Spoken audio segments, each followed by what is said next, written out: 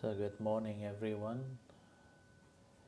Today is Monday the 20th of July that we are all gathering this time to do this morning chanting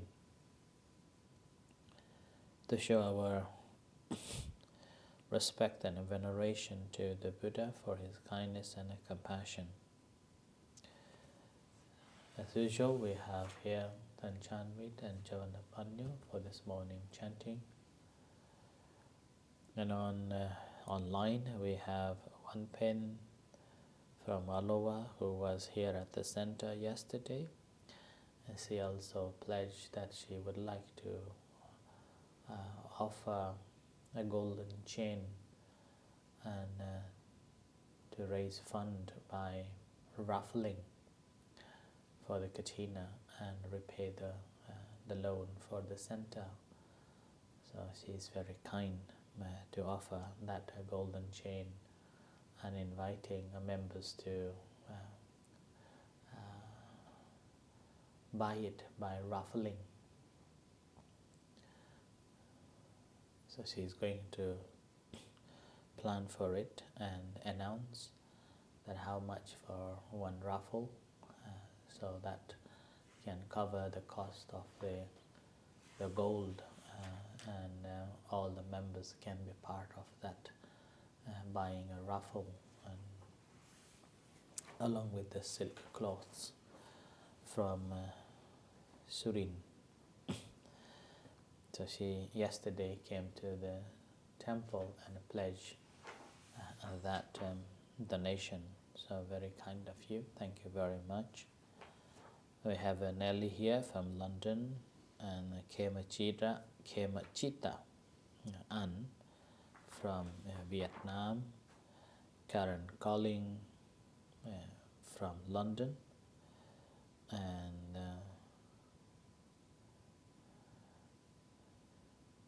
Karen Colling recently we met as well. So, and we have again is one Chanvit. Chanvit is here. Gavin also here. So we are all here to do this morning chanting, which is our regular practices to show our reverence to the Buddha.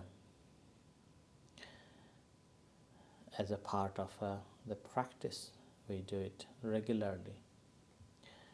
And this is not just a duty or a responsibility to do. It's also a form that training ourselves. Obviously, in Buddhism, there are 6 kinds of reverences, so-called chakarawa. So there's 6 qualities of respect that support the harmony, humility, and progress on the path to liberation. So in terms of the harmony, so the first begin with the kaya samaki, which means the physically coming together and living together. And that is a form that every morning and evening we come together, to sit together and to do this together. And in terms of humility, it's a form that we humbly offer ourselves to the Buddha. And obviously with this practice, we will be progressing in the path to the liberation. And this is again, although emphasized to the venerable monks or monastics, which includes both monks and nuns, but I do believe that it's equally valuable and important for the lay practitioners. And this is also a form of a preservation of the Buddha's teachings. So that's why we all Buddhists are encouraged to uh, show our veneration to these six kinds of worthy of a veneration. So the first one is reverence to the Buddha.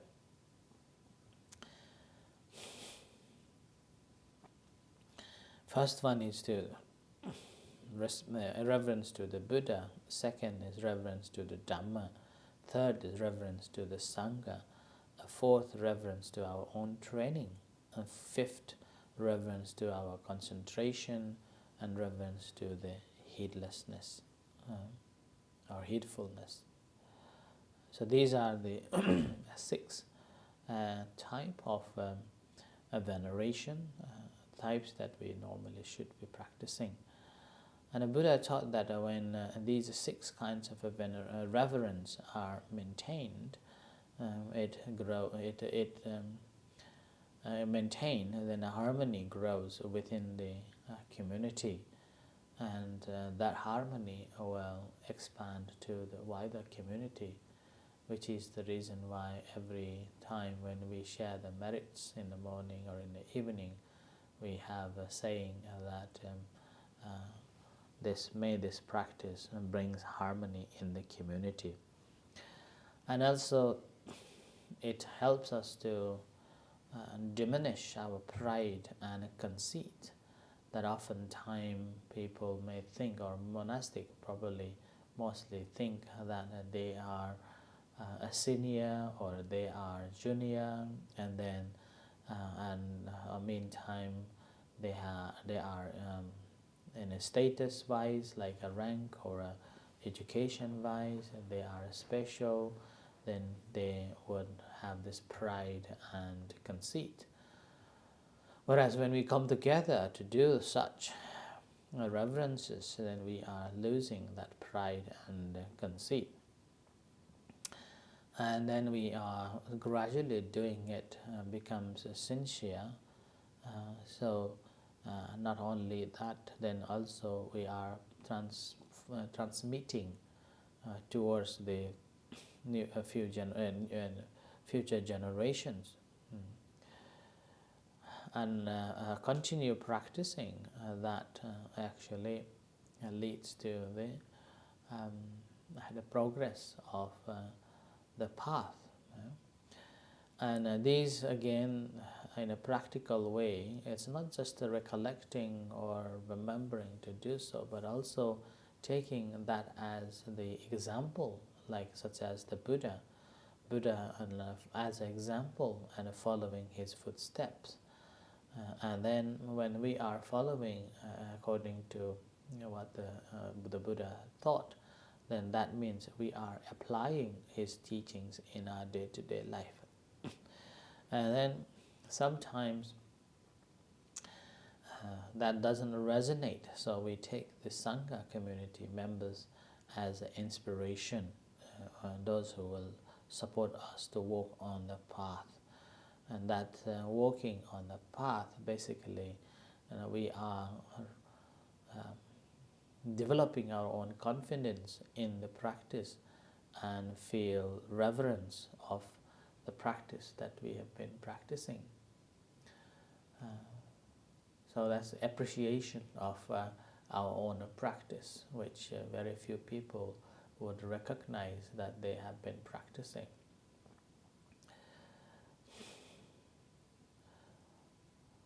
If we are diligently practicing, then we would be able to feel appreciation and continue strengthening our practice, which leads to the concentration of or the development of a focused attention. And with that, we want to be living heedlessly, but every action becomes mindful. So according to the Buddha once said that should everyone depend on honoring and respecting another, the Holy One, the Noble One, this instruction is simply indicating to the monastics themselves that always thinking of another person's good behavior and practicing in accordance with it. So once the Buddha attained the enlightenment and he surveyed the world and he found that no one superior to him in a virtue, concentration and wisdom and liberation, knowledge and a vision. So therefore he declared that he would dwell respecting the Dhamma. So that's the another factor that the Buddha respects the Dhamma rather than any person or individual.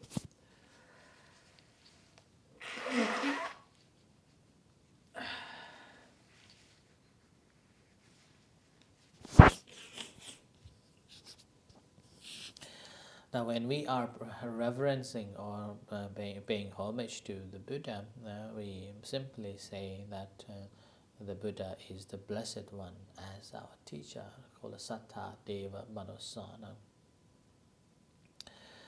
And which is again after the Buddha entered the Parinibbana, we always do this in the morning and in the evening by reciting his virtues as the form of a reverence, starting from Itipiso, Bhagava, Arahang, so on. Yeah? And this recollection appears throughout in the scripture, and this also became the part of the practice of reverence to the Buddha.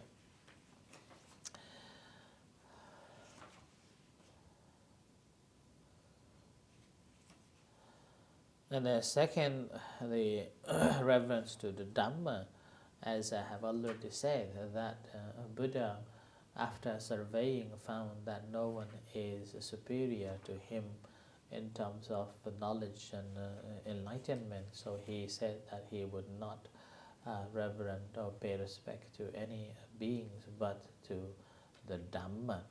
So he said that I shall dwell respecting, honoring and reverencing the Dhamma, by which I have attained, surpassed perfect enlightenment. So which shows that even the Buddha respects the Dhamma. So we have to respect the Dhamma. Dhamma always help those who are practicing in accordance with the Dhamma. And in terms of the Sangha, in his last discourse called the Mahaparinirvana Sutta, the Buddha instructed monks to live harmoniously and meeting frequently and respecting the noble disciples who have practiced well. So we respect the seniority. It doesn't matter how old you are, but if you have just become a monk, then you will be counted as one. But whereas if you have become a monk for a long time, then you will be a senior monk, and we will respect. There's a respect for the Sangha that includes supporting those who preserve and practice the Dhamma. And here we're doing through the body, doing through the physical and even the mind. And that practice of reverence through the body, speech and the mind is one way, is another way of practicing our own self too. So in the practice, we again honor that we should be practicing the virtues and cultivating the mind and development of the wisdom.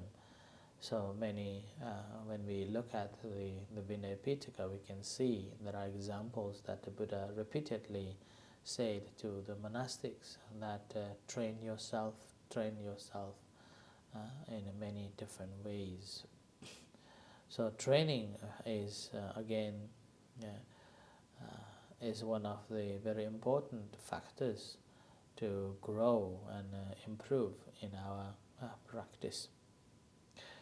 And with that consistency of a training that creates the samadhi within us, and that samadhi will bring happiness, collectedness, focus attention, and the completeness of the task much easier it becomes. And the last one is the appamada, which is the Buddha said that appamado amatang padang pamado machano padang. Heedlessness is the path to the deathlessness. Now, heedlessness is the path to death. Heedlessness. So, heedfulness is the path to the deathless, and heedlessness is the path to the death. So, the Buddha's final word, the Vayadhamma Sankhara Appamadena Sampadeta, which means that all the conditioned things are subject to change, so live mindfully. That's why these are the 6 reverences, or 6 qualities of a reverence that the Buddha encouraged all of us to reflect on, and giving a reverence, so-called a garawa, which means honoring to the people or a place or a thing that is worthy of honor. And these are the 6 honoring objects that the Buddha recommended us to do so. And by doing it, not only brings the harmony and humility, but also a preservation and a protection, and sharing these teachings to the wider community. So, which is the reason that every day when we come to do this morning and evening chanting is a form of fulfilling all these 6 kinds of worship or reverences. Fulfilling as a Buddhist, or a duty, fulfilling a duty of being a follower of the Buddha. That helps to strengthen our faith in the Buddha Dhamma Sangha, and confidence in our practice, and helping us to live life mindfully, so that we will discern, we will develop the wisdom to understand things as they are. So these are the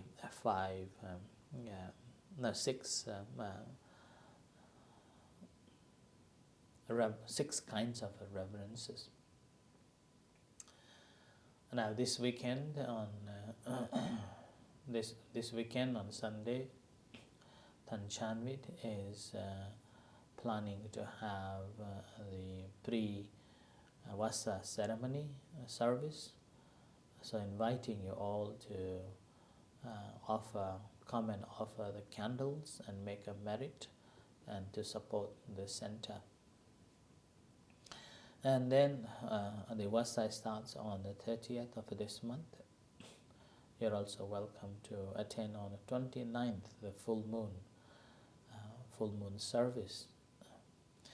And then he plans to do one more merit making on the first week of August. So that's the 2nd August. He's planning to do inviting members of the community to participate in this Vassa retreat, and also inviting members to sponsor food in suitable days. So these are some of the things, and as I have said already, that most likely there will be 5 monks for this Vassa, if not at least 3 for sure. 3 for sure. So these are some of the information as well I wanted to share with you.